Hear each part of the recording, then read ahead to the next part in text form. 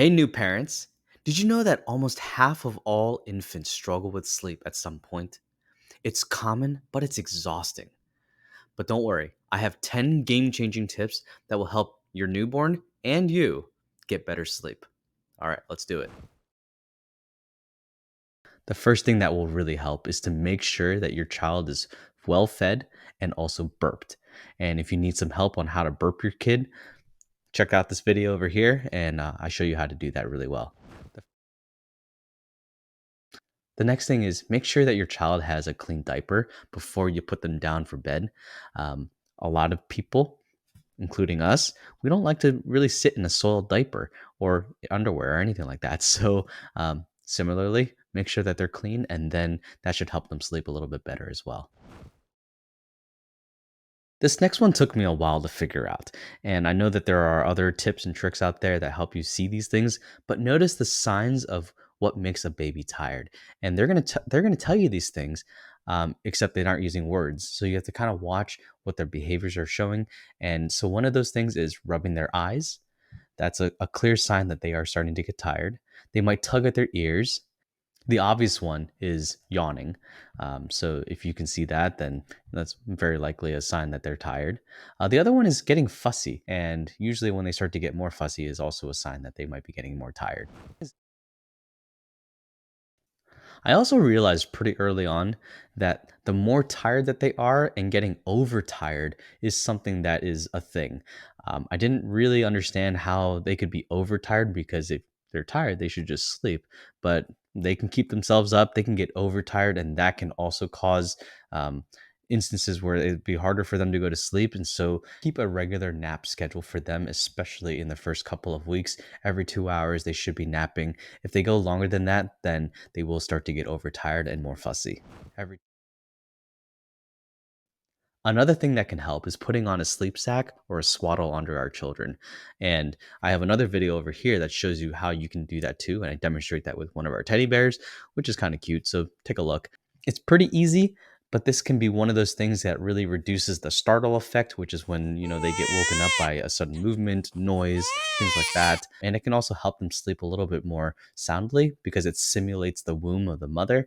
They kind of they feel a little bit tighter and also warm and all those different kinds of things. So give that a try, and that can also help them sleep a little bit better at night. So So the next one is a little bit obvious, but it needs to be said.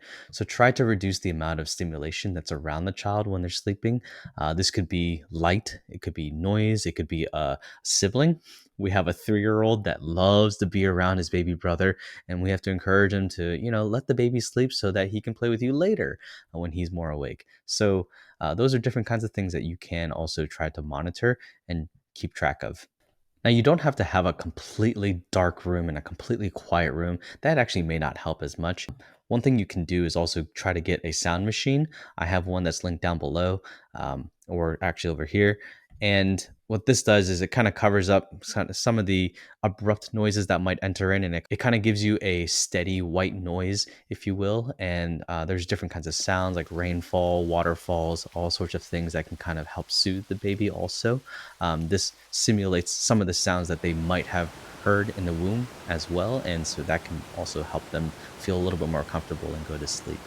Now, with light, one of the things that we have done that has been really effective is getting blackout shades or blackout curtains. And there's a couple of options that I've linked down below and also showing over here. These are really easy to install if you can, if you're handy. Get your husband to do it, get your partner to do it, get a friend to do it. These are really simple things that you can do to help your baby sleep a little bit better. So give these a try. So in this other video, I share about how the circadian rhythm of the baby doesn't start to kick in about 2 months of life. So around that point in time, you can start to teach them the difference between light and dark, night and day.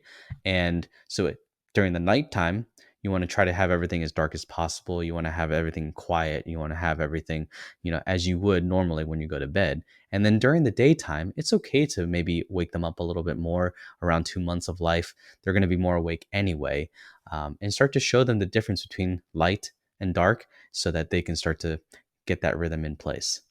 And especially during the daytime, if you're moving around, you're doing things in the kitchen, all those kinds of things, it's okay to make some noise. And so it helps them understand that in the daytime, noise is normal. Another thing that helps is that babies sleep better in cooler temperatures. And what you can do is monitor the temperature in the space to be around the mid 60s to lower 70s in that area. That will be ideal for the children to sleep a little bit better. And what we do is we have these little Nest sensor pucks that tell the temperature and will relay the message back to the actual Nest thermostat, and that will tell us what the temperature is closer to where the baby is, and we can kind of regulate the temperature in that way.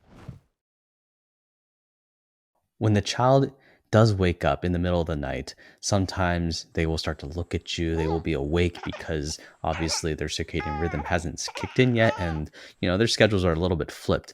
One thing you can do is try to avoid stimulating them further by playing with them, by trying to look deeply into their eyes because that will then further stimulate them.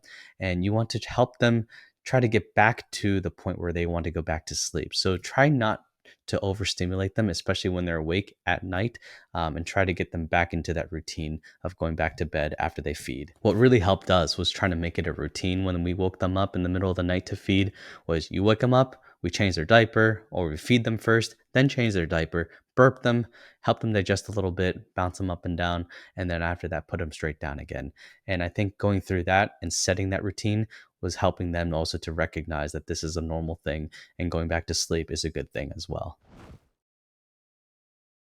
The other thing you can also try to do is introduce a binky or a pacifier after about 6 weeks of life.